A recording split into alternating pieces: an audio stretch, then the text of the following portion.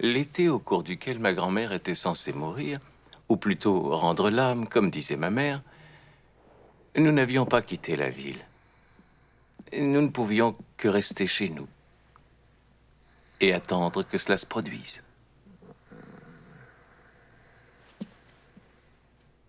Et il faisait très chaud cet été-là. La chambre de grand-mère était juste derrière la cuisine. Et quand nous étions à table, son odeur parvenait jusqu'à nous. D'après le docteur Katzmann, elle pouvait quitter ce monde d'un jour à l'autre. Sa vie est entre les mains du Tout-Puissant, disait-il.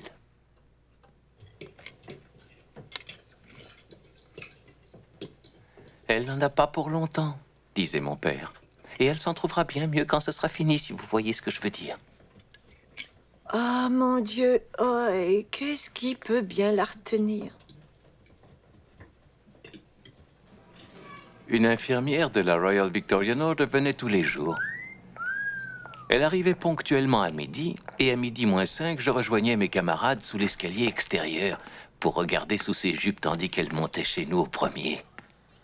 Quand ta grand-mère va lever les pattes, elle roulera des yeux et fera des gargouillis. C'est ce qu'on appelle le râle de la mort.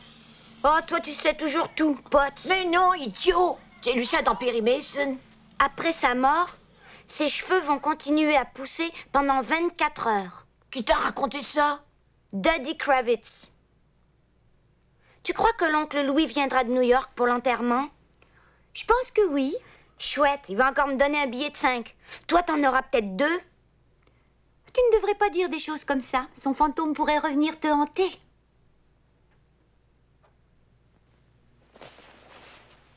On m'avait pourtant promis la chambre de grand-mère pour mon 7e anniversaire. Mais il fallait bien que je continue à partager la chambre de ma sœur. Alors forcément, quand ma mère insistait pour que j'aille embrasser grand-mère chaque matin avant de partir pour l'école, je le faisais vraiment à contre-cœur. Oh, Ingele, Ingele, qui veut dire mon petit, était tout ce que ma grand-mère pouvait prononcer. Et je me demandais si elle savait que j'avais hâte d'avoir sa chambre. Au bout de 2 ans, je me plaignais à ma mère. À quoi ça sert de lui dire je vais ici ou je vais là? Tu sais bien qu'elle me reconnaît même plus. Un peu de respect. C'est ta grand-mère.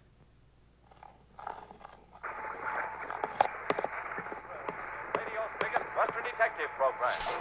Tonight we're about to hear another episode in a baffling mystery. Secret Mission. Welcoming you to Full Radio Time. Produced. Come on, boy.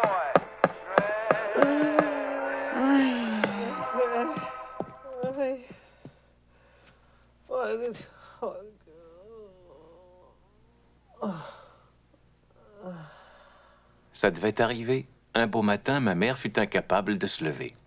Le docteur Katzmann emmena mon père dans la cuisine. « Votre femme fait des pierres au foie, voyez-vous. » Mes oncles et mes tantes se réunirent et décidèrent de placer leur vieille mère à l'hospice juif des vieillards rue Esplanade. Pendant que ma mère dormait, une ambulance vint chercher la grand-mère. « C'est beaucoup mieux ainsi, » dit le docteur Katzmann. « Doucement, la grand-mère. » 2 semaines plus tard, ma mère put enfin quitter le lit. Nous évitions tous de parler de ma grand-mère. Jusqu'au soir où, après m'être disputé avec ma sœur, je dis... Pourquoi je peux pas prendre la chambre à présent? Mon père me lança un regard furieux. « Tu parles trop !» Le lendemain après-midi, ma mère mit sa plus jolie robe, son plus joli manteau et son chapeau de printemps tout neuf. Pourquoi aller te faire de la peine pour rien? Pensais-tu que je n'irais plus jamais la voir? J'ai tout de même du cœur, après tout.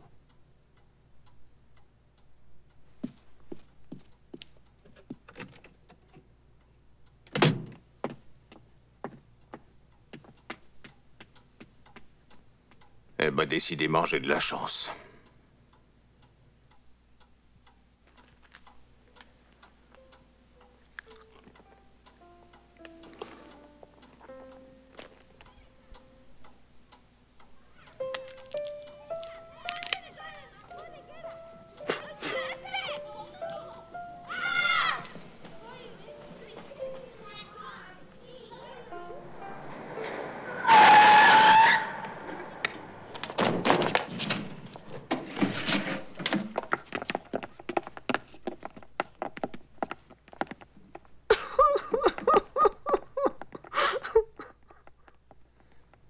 savez, j'ai vraiment toutes les chances.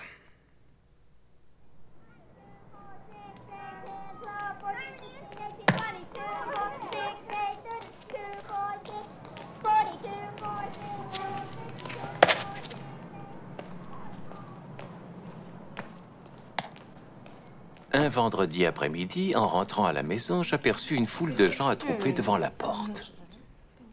Voilà le petit-fils. Et après tant et tant d'années. Et le pire, c'est qu'on va sans doute découvrir le remède l'an prochain. C'est toujours comme ça. Elle était si bonne, si bonne. C'était une si brave femme et elle a tellement souffert. Ta grand-mère est morte. Oui, maman. Dans la chambre avec... Il vaut mieux que tu n'y ailles pas. Je veux la voir. Non, n'entre pas. Ta grand-mère est morte. Papa me l'a dit. Va te laver la figure et coiffe-toi un peu. Oui. 1 minute. La boube a laissé quelques bijoux. Le collier revient à Rifke et la bague sera pour ta femme. Qui parle de se marier?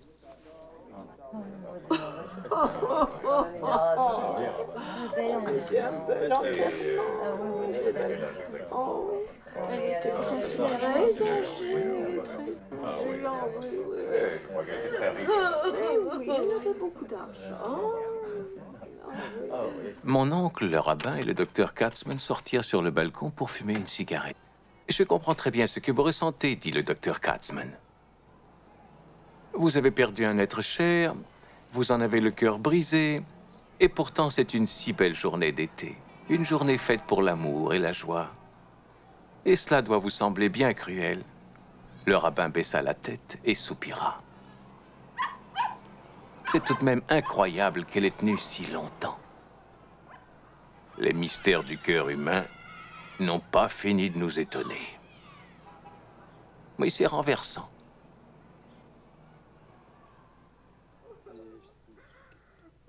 Eh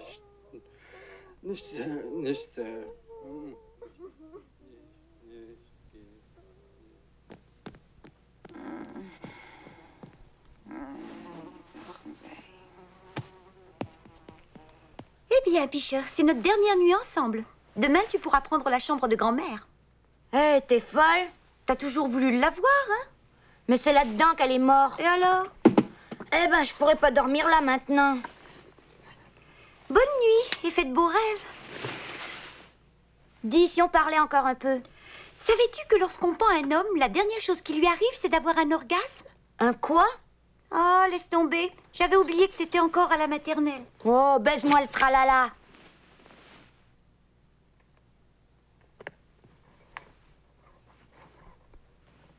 Ingele, qui est-ce qui dort dans mon lit? Ouh, ouh.